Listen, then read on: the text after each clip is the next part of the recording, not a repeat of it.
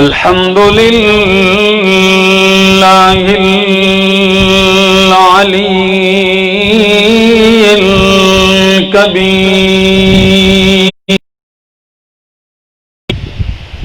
الكبير المتعال.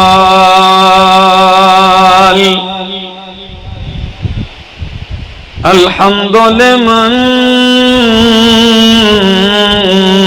قدر خيرا وخبال، والشكر لمن صور حسنا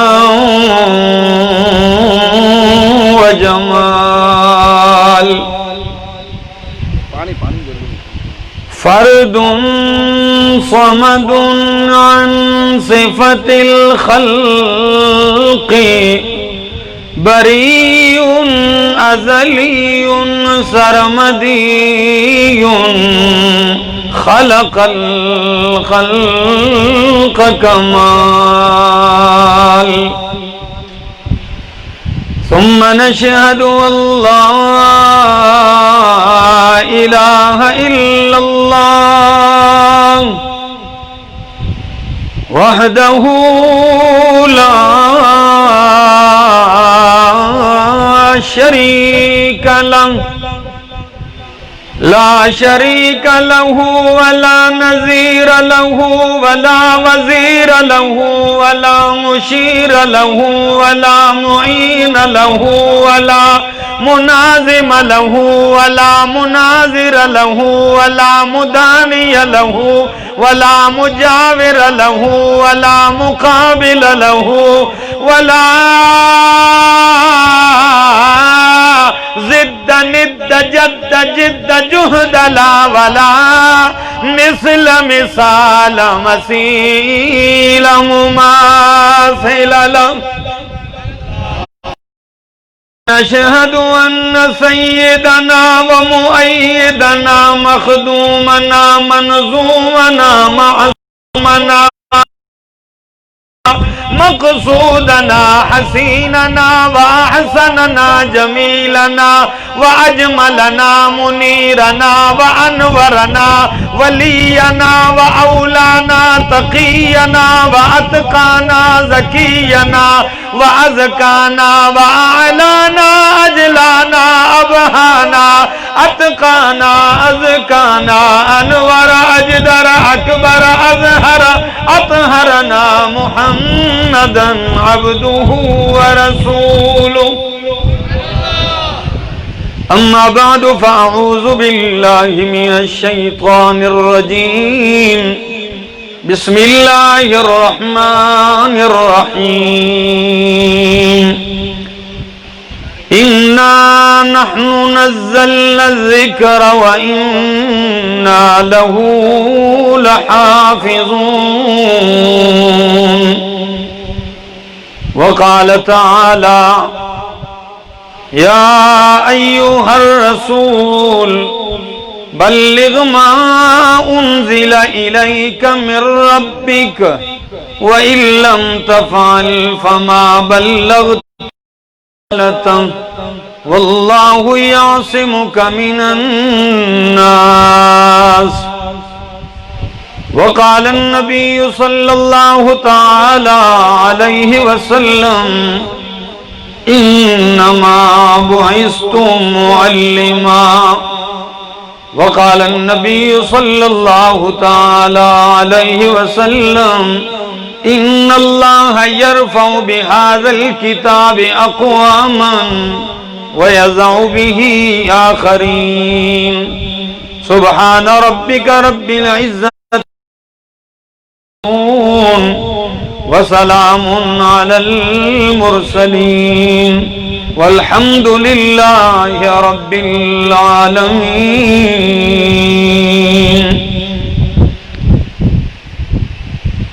انتہائی قابل عزت، قابل احترام ذی قدر علماء کرام اور کراچی کے غیور میرے مکرم دوستو، بزرگوں، بھائیوں، السلام علیکم۔ تقریباً 1 سال ہو چکا، 1 سال قبل یہاں ملاقات ہوئی تھی، اور 1 سال گزرنے کے بعد آج پھر اپنے محبوب اور مخلص دوست بھائی حزب اللہ صاحب اور ان کے جتنے بھی رفقا ہیں ان کی پرخلوص دعوت پر حاضری دی ہے۔ دعا گو ہوں اللہ کی بارگاہ میں کہ اللہ مجھے حق اور سچ کہہ سکنے، سمجھا سکنے کی توفیق نصیب فرمائے، اور بعد ازاں مجھے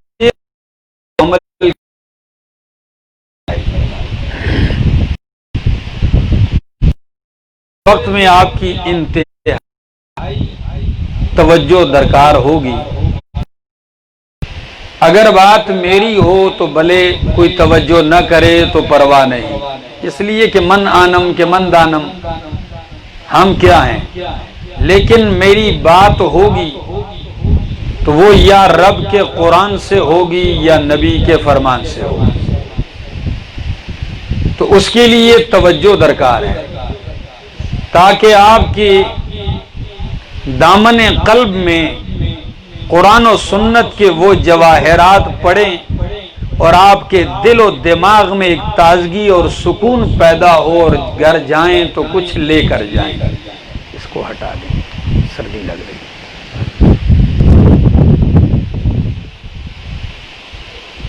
دوستو،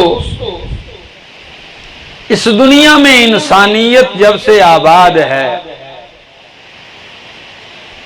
تو مالک کائنات نے انسان کو انسانیت سکھانے کے لیے، انسان کو اپنی معرفت کرانے کے لیے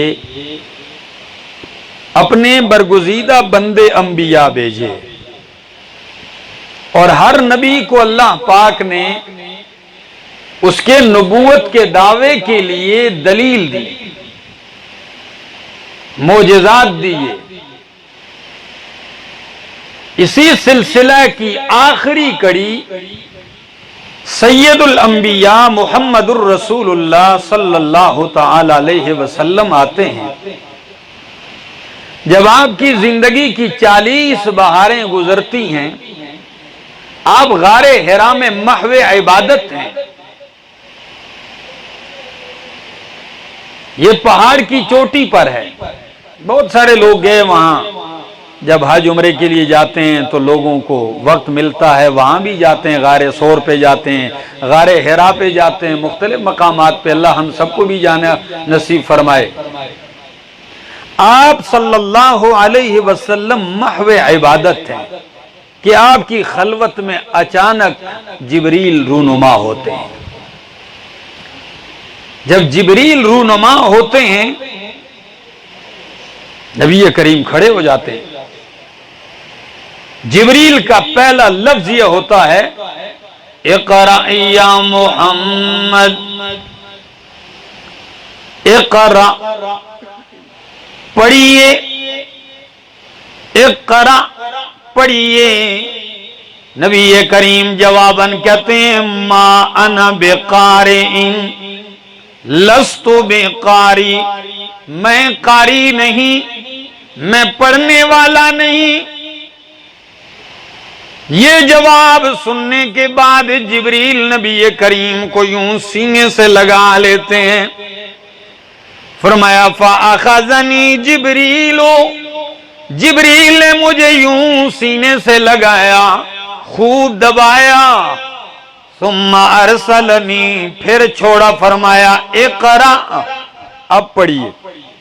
پھر وہی جواب، ما انا بقارئ، میں قاری نہیں، میں پڑھنے والا نہیں۔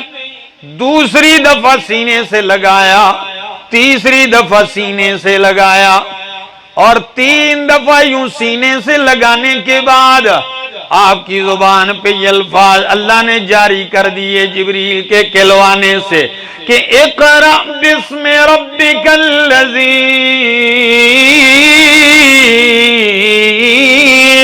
خلق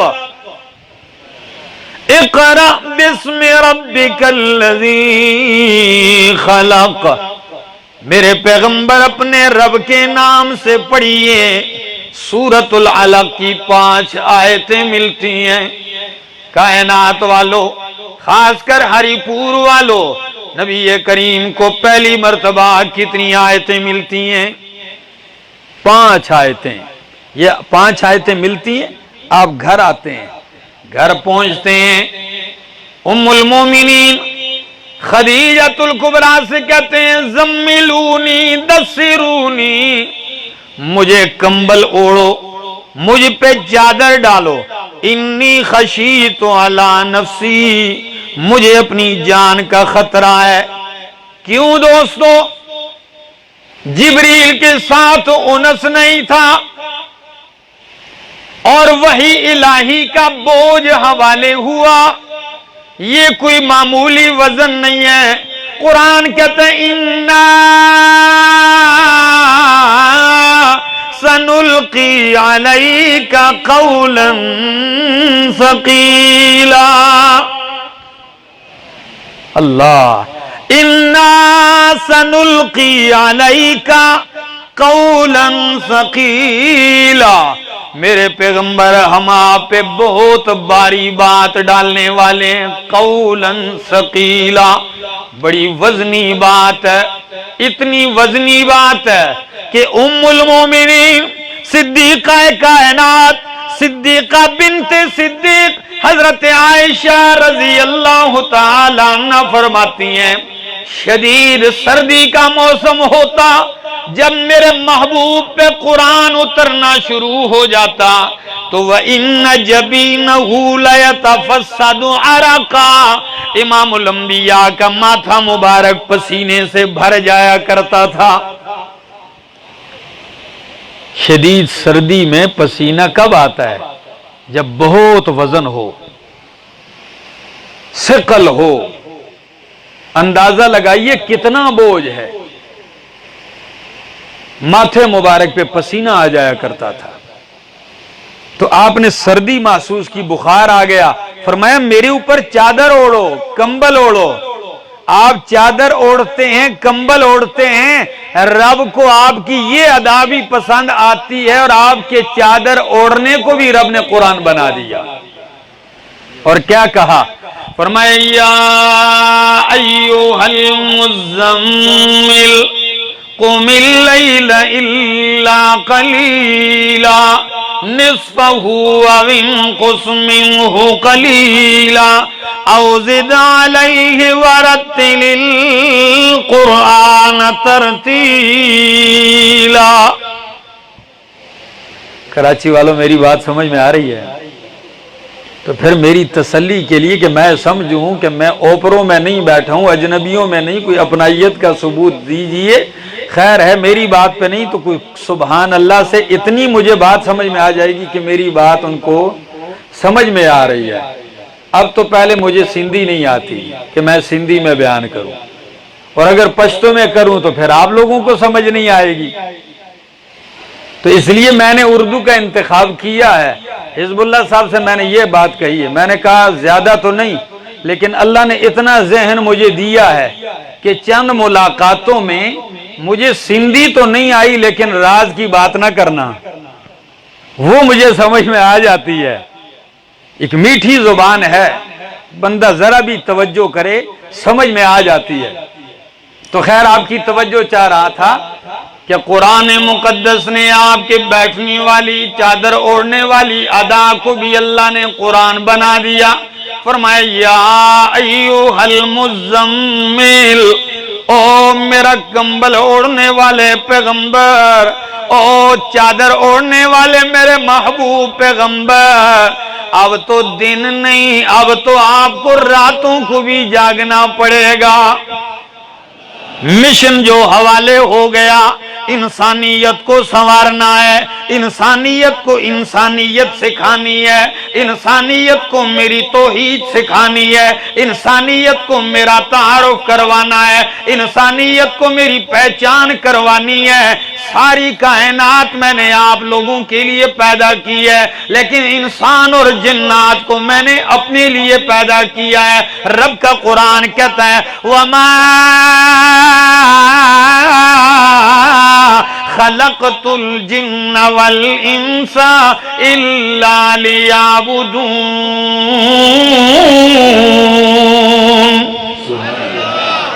ہم نے انسان اور جن کو اپنی عبادت کے لیے پیدا کی۔ اللہ فرماتے ہیں آپ کو میری پہچان ہونی چاہیے۔ عبادت تبھی کرو گے جب پہچان ہوگی، پہچان نہیں تو عبادت کیسے؟ یہی تو وجہ ہے کہ رب کی پہچان نہیں ہے، کوئی قبروں کو سجدہ کر رہا ہے، رب کی پہچان نہیں ہے، کوئی بتوں کو معبود مان رہا ہے، رب کی پہچان نہیں ہے، کسی نے تانبے اور پیتل کا معبود بنا رکھا ہے، رب کی پہچان نہیں ہے، کسی نے لکڑی اور پتھر اور گارے کا معبود بنا رکھا ہے، کوئی امیر ہے اس نے سونے کا بنایا ہے، کوئی غریب ہے اس نے لکڑی کا بنا رکھا ہے، کوئی بہت ہی غریب ہے اس نے گارے اور مٹی کا معبود بنا رکھا ہے، خود تراشا ہے، خود بنایا ہے، خود ہی اس کی ناک بنائی، خود ہی اس کی آنکھیں بنائی، اب انسان خود ہی اس کو معبود بنا رہا ہے، خود ہی اس کو الہ سمجھ رہا ہے۔ اللہ نے فرمایا میرے پاک پیغمبر یہ غلط ہو چکے ہیں، یہ بٹک چکے ہیں، ان کو میری پہچان کروائیے کہ تمہارا معبود یہ نہیں ہے، یہ تو تمہارے ہاتھوں سے بنے ہوئے ٹھیکرے ہیں۔ معبود تو وہ ہے جو رب العالمین ہے، معبود تو وہ ہے جو خالق کائنات ہے، معبود تو وہ ہے جو خود کہتا ہے اللہ لا الہ الا هو الحی القیوم۔ وہ معبود ہے الحی جو زندہ ہے، القیوم دوسروں کو تھامنے والا ہے، وہ معبود ہے۔ اس کی شان تو یہ ہے تم نے جن کو معبود بنا رکھا ہے کچھ تو بے جان ہے، کچھ مرے ہوئے ہیں، کچھ عنقریب مر جائیں گے۔ معبود وہ ہوتا ہے جس پہ موت نہ آئے، اور موت سے اگر پاک ہے تو کراچی والوں وہ کون ہے؟ جو رب کو مانتے وہی جواب دیں، موت سے پاک کون ہے؟ اللہ قرآن کہتا ہے وَتَوَكَّلْ عَلَى الْحَيِّ الَّذِي لَا يَمُوتُ۔ اگر بھروسہ کرنا ہے اس زندہ پہ کرو جس پہ موت نہیں آئے گی۔ احمد جمشید پہ بھروسہ نہیں، آج زندہ ہے کل مر جائے گا۔ کسی بادشاہ پہ بھروسہ نہیں، آج وہ تخت اقتدار پر ہے تو کل وہ تختے پہ پڑا ہوگا۔ آج وہ تخت کی کرسی پر بیٹھا ہے کل وہ جیل کی سلاخوں میں ہوگا۔ آج وہ زمین کے اوپر ہے کل منو مٹی کے نیچے ہوگا۔ اگر بھروسہ کرنا ہے اس ذات پہ کیجئے جس پہ موت نہیں آتی، موت درکنار۔ اللہ کا قرآن کہتا ہے لا تأخذہ سنۃ ولا نوم، جسے اونگ نہیں آتی، جسے نیند نہیں آتی۔ اونگ کا آنا، نیند کا آنا کمزوری ہے، اور اللہ کمزوریوں سے وہ کیا ہے؟ کمزوریوں سے پاک ہے۔ آپ جب نماز میں کھڑے ہوتے ہیں تو کیا کہتے ہیں؟ سبحانک اللہم سبحانک اللہم۔ ویسے بھی آپ کسی چیز کو دیکھتے ہیں تو کہتے ہیں سبحان اللہ، کہتے ہیں کیا معنی ہے اس کا؟ یہ تو آسان ہے، اللہ پاک ہے، شاباش۔ کیا معنی ہے؟ اللہ پاک ہے۔ لیکن کراچی والوں کبھی غور کیا ہے کہ اس جملے کا مطلب کیا ہے؟ اللہ پاک ہے، کیا مقصد؟ آج سمجھ لو، آپ کہتے ہیں جی یہ اجرک پاک ہے، یہ پانی پاک ہے، جی قرآن پاک ہے، نبی پاک ہے، اللہ پاک ہے، کیا مطلب ہے؟ پاک پاک تو سب کے ساتھ لگا دیا ہے، مطلب کیا ہے؟ فرق کیا ہے آج سمجھ لینا، اور اگر بات سمجھ میں آ جائے تو پھر سبحان اللہ کا معنی سمجھنے کے بعد سبحان اللہ ضرور کہنا۔ جب ہم کہتے ہیں دری پاک ہے تو معنی ہے دری میل کچیل سے پاک ہے، غلاظتوں سے پاک ہے۔ جب ہم کہتے ہیں قرآن پاک ہے تو معنی ہے کہ قرآن شک سے پاک ہے، اور جب ہم کہتے ہیں نبی پاک ہے تو معنی ہے نبی گناہوں سے پاک ہے، عیبوں سے پاک ہے۔ لیکن جب ہم کہتے ہیں اللہ پاک ہے تو اس کا معنی ہوتا ہے اللہ کمزوریوں اور شریکوں سے پاک ہے، وہ شریکوں سے پاک ہے۔ تو میرے پیغمبر آپ کو مشن حوالے ہوا ہے انسانیت سنوارنے کا، آپ نے قرآن سنانا ہے۔ اور عجیب بات ہے، دو باتیں میری ذہن میں رکھ لینا، جو کتاب ملی وہ محفوظ ملی۔ کیا؟ کسی کی کتاب محفوظ نہیں ہے دنیا میں، اگر محفوظ ہے تو کس کی کتاب ہے؟ اللہ کی کتاب۔ کتاب ملی وہ محفوظ ہے، اور جو صاحب کتاب ہیں وہ معصوم ہیں۔ دونوں جملے سمجھ میں آ گئے؟ یاد رکھ لینا، میں اس پہ دلیل دینے لگا ہوں۔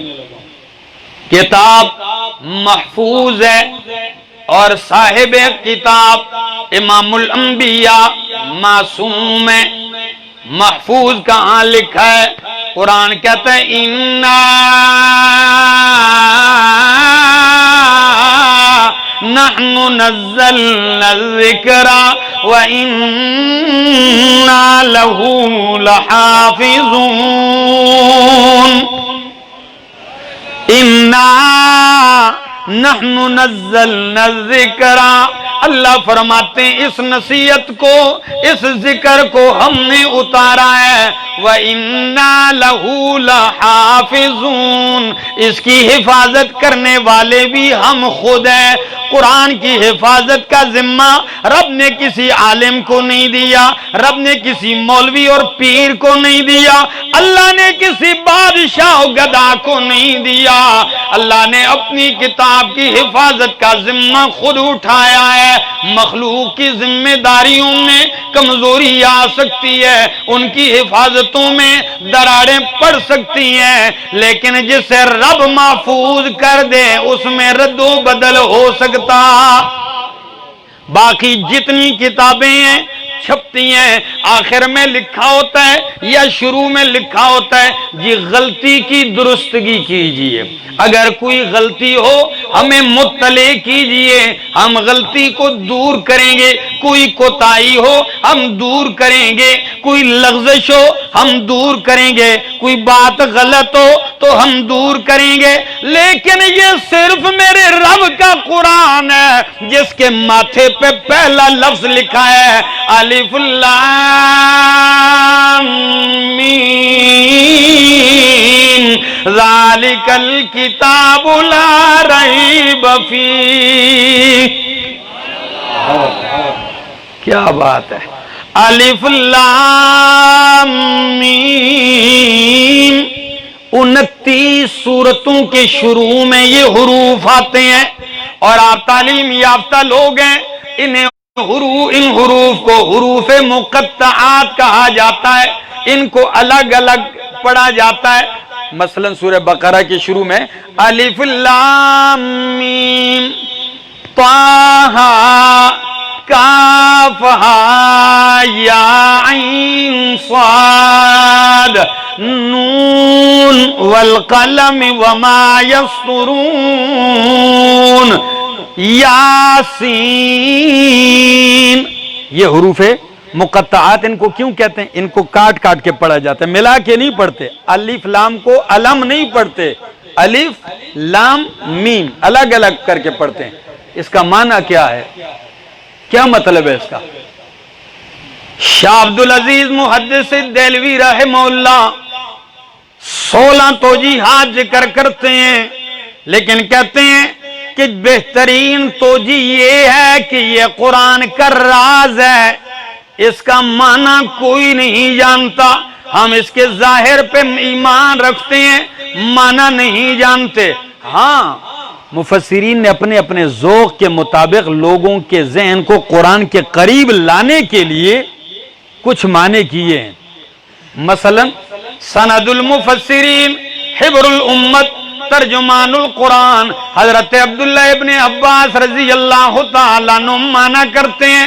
جواب چاہوں گا آپ لوگوں سے، وہ کہتے ہیں کہ الف سے مراد اللہ، لام سے مراد جبریل اور میم سے مراد محمد مصطفیٰ۔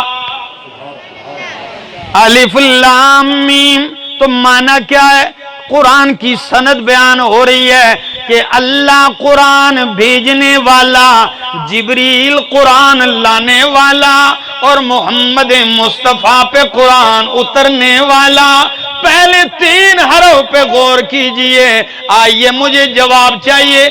الف سے مراد اللہ، تو اللہ کی ذات میں کوئی شک نہیں ہے۔ لام سے مراد جبریل، تو جبریل کی ذات میں کوئی شک نہیں۔ میم سے مراد محمد مصطفیٰ، تو میرے آقا کے ذات میں بھی کوئی شک نہیں ہے۔ تو کراچی والوں، جب اللہ کی ذات میں کوئی شک نہیں، جبریل کی ذات میں کوئی شک نہیں، میرے محمد کی ذات میں کوئی شک نہیں ہے، تو پھر خاموش کیوں رہتے ہو؟ پھر مان جاؤ کہ ذالک الکتاب لا ریب فیہ، اس کتاب میں بھی کوئی شک نہیں ہے، اس کتاب میں بھی کوئی شک نہیں، لا ریب کتاب ہے، بے عیب کتاب ہے، اور ایسی محفوظ کتاب ہے۔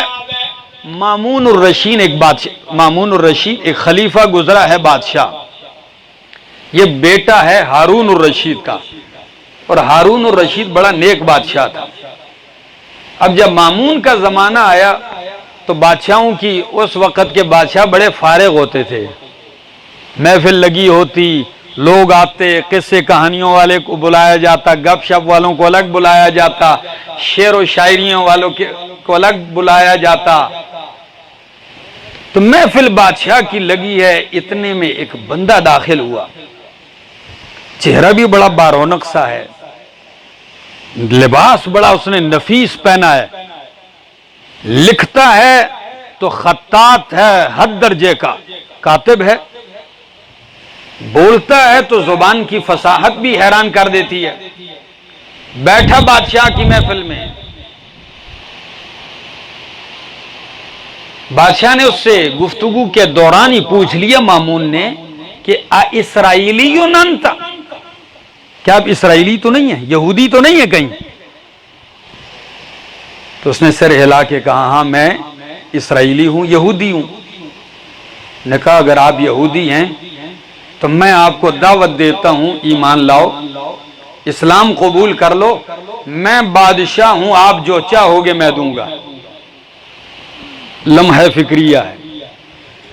تو ایک دم کہنے لگا دینی و دین و آبائی، میرا دین میرے باپ دادا کا دین ہے، میں پیسے لے کر نہیں چھوڑ سکتا، مجھے کچھ نہیں چاہیے۔ انہوں نے کہا دیکھ لے، سوچ لے، پیسوں کی بات نہیں، یہ تو میں اپنی محبت کا اظہار کر رہا ہوں، باقی اسلام حق دین ہے، قبول کر لو۔ انہوں نے کہا نہیں، اٹھ کے چلا گیا۔ سال گزر گیا، سال کے بعد جب دوبارہ وہی یہودی آیا، بادشاہ نے دیکھا تو پہلے آیا تھا تو شکل و صورت اور ہے، اب آیا تو اسلامی حلیہ میں ہے، چہرہ بھی، لباس مکمل اسلامی ڈھانچے میں ہے۔ تو بادشاہ بڑا ذہین تھا، اس نے کہا وہی گزشتہ سال والا آدمی نہیں ہے تو، جس کو میں نے اسلام کی دعوت دی تھی اور تو نے نہیں مانی؟ کہنے لگا مامون ہاں میں وہی ہوں،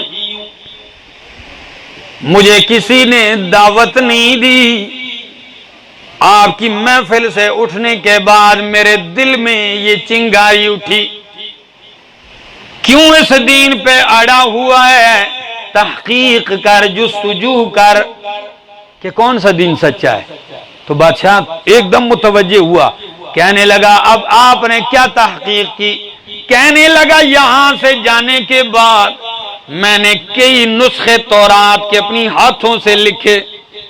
کاتب تو میں پہلے سے تھا لکھنے کا، بہترین خطات لکھا میں نے، کہیں سے کم کر دیا، کہیں سے زیادہ کر دیا، کہیں سے بالکل لفظ بگاڑ دیے، کہیں ایک جگہ کا لفظ اٹھا کے دوسری جگہ کر دیا، تورات میں تبدیلی کر کے پھر بہترین 5-6 نسخے تیار کیے. پھر میں ان کو یہودیوں کے عبادت خانے میں ان کے پادریوں کے پاس لے گیا. یہ آپ کے لیے تحفہ ہے، آپ اس کو چیک کرو، میں نے آپ کی کتاب لکھی کیسی ہے. پھر میں نے انجیل کے نسخے لکھے، وہ ان کے مولویوں کو دے دیے. کہتے ہیں مہینے گزر گئے، ہفتے گزر گئے، پوچھتا ہوں بھائی کیسے ہیں؟ سب کہتے ہیں بہت اعلیٰ، بہترین لکھا ہے، منظور ہو گیا جی، ہاں پاس ہیں. میرے سارے نسخے پاس ہو گئے. اب میں نے کہا آخری نمبر ہے قرآن کا. کہتا ہے میں نے اٹھایا قلم، لکھا قرآن، لفظ بدل دیے، زیر زبر اوپر نیچے کر دیے، لفظ آگے پیچھے کر دیے، چند نسخے بنائے، بڑے علماء کو بھی نہیں دیے، مسلمانوں کے چھوٹے چھوٹے حافظوں کو دے دیے. یہ میں نے آپ کی کتاب لکھی، چیک کرو، پسند آئے تو لے لو. کہتا ہے مجھ سے نسخے لیے 2 دن نہیں گزرے تھے کہ سارے نسخے لا کے میرے منہ پہ مار دیے انہوں نے. میں نے کہا بھائی کیوں؟ ایک کہنے لگا ادھر غلطی ہے، ادھر غلطی ہے، ادھر غلطی ہے. اللہ گواہ، میں نے کہا کون سی لیبارٹری ان کے پاس لگی ہوئی ہے جس میں انہوں نے چیک کیا اور ایک ایک حرف مجھے بتا دیا کہ یہاں سے آپ نے غلطی کی ہے. ساری نکال کے غلطیاں میری باہر پھینکتی. کہا یہ نسخے ہماری مارکیٹ میں نہیں چلتے. تو جب میں نے یہ منظر دیکھا میرے دل نے گواہی دی کہ واقعی قرآن جیسے کہتا ہے کہ نحن نزلنا الذکر وإنا له لحافظون، کہ ہم اس کی حفاظت کرنے والے ہیں. واقعی قرآن محفوظ کتاب ہے. میں قدم بڑھ کے کہتا ہوں قرآن محفوظ کتاب ہے اور صاحب قرآن معصوم اور محفوظ پیغمبر ہیں. اللہ فرماتے ہیں میرے پاک پیغمبر آپ قرآن سنائیں، ساری کائنات مل کے بھی آپ کا کچھ نہیں بگاڑ سکتی. واللہ یعصمک من الناس، آپ کی حفاظت میں اللہ خود کروں گا. یہ قرآن کی گارنٹی ہے. واللہ یعصمک من الناس، اللہ آپ کو بچائے گا لوگوں سے. شرط کیا ہے؟ بلغ، آپ قرآن پہنچائیں. آج جو تباہی مچی ہے دنیا میں وجہ یہ ہے کہ ممبر سے بھی قرآن بیان نہیں ہوتا. ہر بندہ آتا ہے کوئی قصہ کہانی شروع کر کے چلا جاتا ہے، کوئی شعر و شاعریاں پڑھ کے چلا جاتا ہے، کہاوتیں سنا جاتا ہے، رب کا قرآن نہیں پڑھتے. کیوں؟ آتا ہی نہیں ہے. قرآن کے لیے وقت چاہیے، اس کو سمجھنا چاہیے. جب اللہ کی کتاب لوگوں کو سناؤ گے یقین کیجئے دلوں کا اطمینان قرآن میں ہے. یہ آج جو لوگ مسلمان تذبذب کا شکار ہیں، یہ جو مضطرب ہیں، کیوں؟ اکثر لوگوں سے میں نے سنا کہتے ہیں ہم کہاں جائیں، فلاں کچھ کہتا ہے، وہ کچھ کہتا ہے، وہ کچھ کہتا ہے، ہم کہاں جائیں. میں کہتا ہوں یہی تو وجہ ہے کہ آپ فلاں فلاں فلاں کی تو سنتے ہو، رب کی نہیں سنتے ہو. کبھی یہ پوچھا ہے کہ رب کا قرآن کیا کہتا ہے؟ زندگی گزر چکی ہے، ہم نے قرآن کی ایک آیت نہیں سمجھی. افسوس نہیں تو اور کیا ہے. ہر چیز کے لیے وقت ہے، قرآن کے لیے وقت نہیں. اور میں نے ایک دن حزب اللہ صاحب سے کہا تھا، میں نے کہا قرآن یہ فالتو ٹائم کی کتاب نہیں ہے، اس کو اپنا قیمتی وقت دو، پھر دیکھنا کہ یہ آپ کو کیا دیتا ہے. دلوں کا سکون ہے، دلوں کا چین اس میں ہے. یقین کیجئے آپ کی پریشانیوں کو، یہ جو ہے دکھوں کو، غموں کو خوشیوں میں بدلنے والی کتاب ہے. تو اللہ فرماتے ہیں میرے پیغمبر قرآن بیان کیجئے، میں آپ کی حفاظت کروں گا. یا میرے ربا، سارا عربی مخالف اپنے بھی دشمن ہیں، خاندان والے میری قتل کی سازشیں کر رہے ہیں، کیسے حفاظت ہوگی ذرا دیکھیے۔ میرا مالک جب حفاظت کرنے پہ آتا ہے، حفاظت کیسے ہوتی ہے؟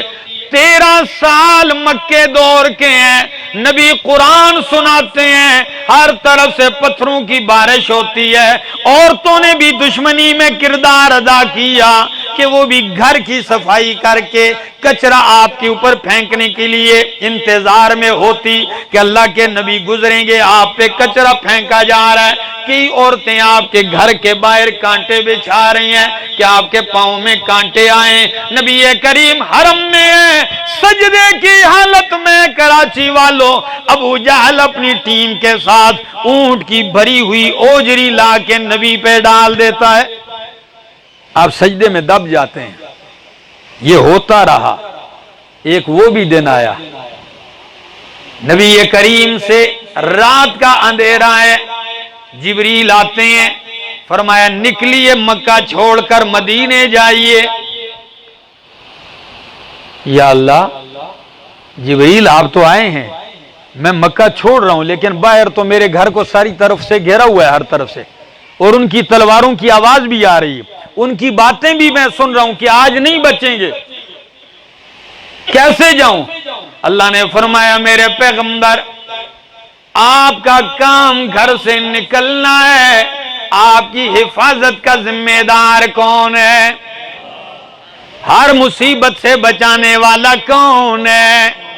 حفاظت کرنے والا اللہ ہے۔ فرمایا مٹھی میں تھوڑی سی ریت لیں اور یوں پھینک دیں۔ یا اللہ، ایک مٹھی ریت ہے، چاروں طرف مکان کے دشمن ہیں، ان کی آنکھوں میں کیسے؟ فرمایا یہ آپ کا کام نہیں ہے، مٹھی بھرنا اور پھینکنا آپ کا کام ہے، ان کو اندھا کرنا میرا کام ہے۔ سب آنکھیں ملتے رہ گئے، اللہ کے نبی بیچ سے نکل گئے، پہنچتے کہاں ہیں؟ جب نکل گئے، بستر پہ کس کو سلایا؟ علی المرتضیٰ کو سلایا، بہادر علی۔ میں تو اکثر کہتا ہوں کہ علی علی ہے، علی ولی ہے، علی شیر جری ہے، علی داماد نبی ہے۔ میں تو کہتا ہوں فاتح خیبر علی، داماد پیغمبر علی، سلایا اپنی بستر پہ، سو جائیے۔ وہ بستر ہے کہ آرام کر لینا صبح تک، نہیں، یہ وہ بستر ہے جس پہ بھی کس نے برسنا ہے؟ تلواروں نے۔ لوگوں نے تو گھیرا ہوا ہے، لیکن قربان جاؤں تابعداری کی۔ علی المرتضیٰ یہ بھی نہیں کہتے یا رسول اللہ یہ تو بستر ہے، مر گئے، یہ تو قتل ہونے کے لیے سونا ہے، نہیں، ان کو جان کی پرواہ نہیں تھی، نبی کے فرمان کی پرواہ تھی۔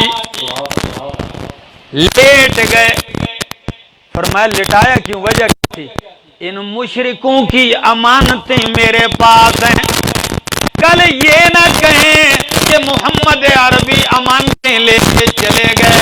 قربان ایسا کہ جان کے قاتل کی امانت کو بھی حوالے کرنے کی فکر پڑی ہوئی ہے، اور یہاں لوگوں کے پیسے ہڑپ کر جاتے ہیں، لاکھوں روپے ہڑپ کر جاتے ہیں، پتہ بھی کسی کو نہیں ہوتا، روزانہ اس کے دروازے پہ جاتے ہیں، او بھائی پیسے دو، پیسے دے دو۔ نبی کی تعلیم یہ نہیں ہے میرے دوستوں، حلال حرام کی تمیز ہی کوئی نہیں ہے۔ ایک بندہ تھا، اس کے پاس روزانہ ایک بندہ آتا تھا، خدا کے لیے میں روزانہ آپ کے دروازوں کے چکر کاٹتا ہوں، میرے پیسے دو گے کہ نہیں؟ کہتا ہے، اس نے کہا میں تو تھک گیا ہوں، آپ یہ بتاؤ آخر کب دو گے؟ کہتا ہے بتاؤں کب دوں گا؟ کہا ہاں۔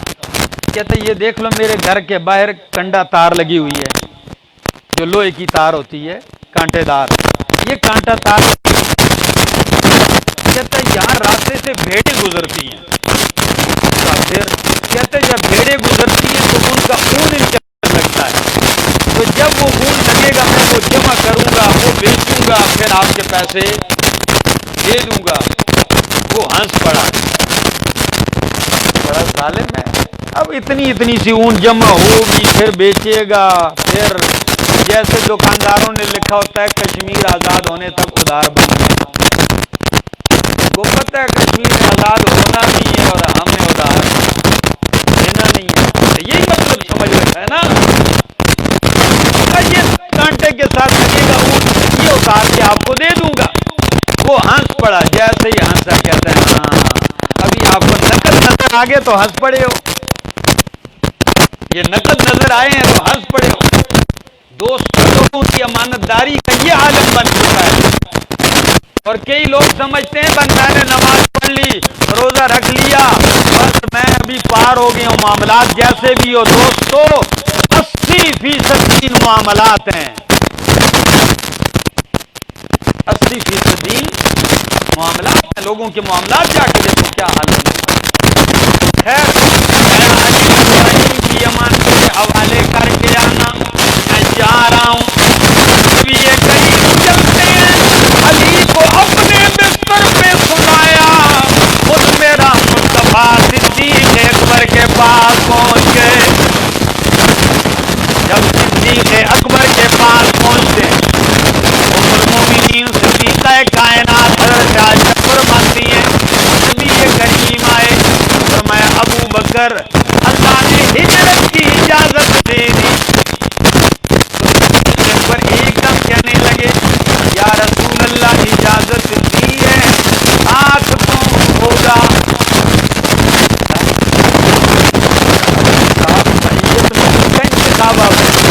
فرمایا یہ جواب دیجیے، فرمایا جس نے ہجرت کا حکم دیا ہے اس نے ہجرت کے لیے ہم سفر کا انتخاب بھی کر دیا ہے، اور ہم سفر کون ہے؟ اکثر میں کہتا ہوں مصطفیٰ کا ہم سفر ابو بکر، ابو بکر مصطفیٰ کا ہم سفر ابو بکر، ابو بکر ساتھ چلتے ہیں، قربان جاؤں کچھ بول جاؤں اجازت ہے؟ پھر سن لیجئے، وہ صدیق ہیں، صدیق وہ ہستی ہیں، ابو بکر صدیق یہ وہ ہستی ہے۔ کراچی والوں دو سفر میرے محمد کے بڑے تاریخی ہیں، آپ کو پتہ ہوگا کتنے؟ بہت سارے میڈیا کے دوست بیٹھے ہوئے ہیں، صحافی بیٹھے ہوئے ہیں، میری اس بات کی طرف خدا را ذرا توجہ چاہوں گا اور بہت بڑے تاریخ کے پاس سے آپ کو گزار دوں گا۔ دو سفر نبی کے بڑے اہم ہیں، ایک سفر مکے سے مدینے تک اور ایک سفر مکے سے بیت المقدس اور آسمانوں تک۔ ایک سفر کا نام ہجرت ہے اور دوسرے سفر کا نام معراج ہے۔ دو سفر ہیں اور دونوں سفروں میں ساتھی بھی ہیں، ہم سفر بھی ہیں۔ آسمان تک کے سفر میں ہم سفر جبریل ہے، کون ہے؟ جبریل امین ہے، سید الملائکہ ہیں، اور مکے سے مدینے تک کے سفر میں وہ سید البشر، سید الصحابہ، سید الاولیاء، افضل البشر بعد الانبیاء ابو بکر صدیق ہیں۔ فرق کیا ہے؟ جبریل ہم سفر ہیں، جب بیت المقدس تک پہنچتے ہیں جبریل جانا ہے، کوئی سفر کے لیے سواری بھی تو چاہیے بیت المقدس کے لیے، فرمایا یا رسول اللہ ٹھہریے سواری لایا ہوں، لاتا ہوں، کیا؟ بوراق، کیا؟ بوراق یا براق دونوں لفظ استعمال کیے۔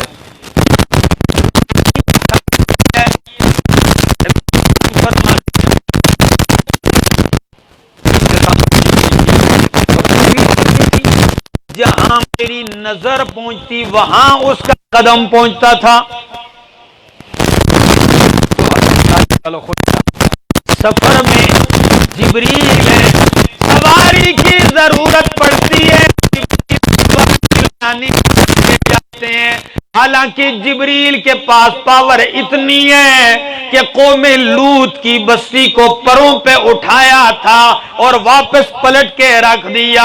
وہ سواری لینے جاتے ہیں اور مکے سے مدینے تک کے سفر میں یار ابو بکر جب خان تک چلتے ہیں نبی کریم کے پاؤں سے خون آنا شروع ہو جاتا ہے. پتھریلی زمین ہے. فرمایا ابو بکر سواری نہیں ہے کیا؟ ابو بکر نے یہ نہیں فرمایا کراچی والوں کہ ٹھہر جائیے میں اونٹلی لاتا ہوں، ٹھہر جائیے میں گھوڑا لے کے آتا ہوں، خچر لے کے آتا ہوں. جبریل سواری لینے گئے، صدیق میرے محمد کا خود سواری بن گیا. لینے نہیں، بیٹھ گئے. فرمایا یا رسول اللہ میں ہوں نا آپ کی سواری. آسان کام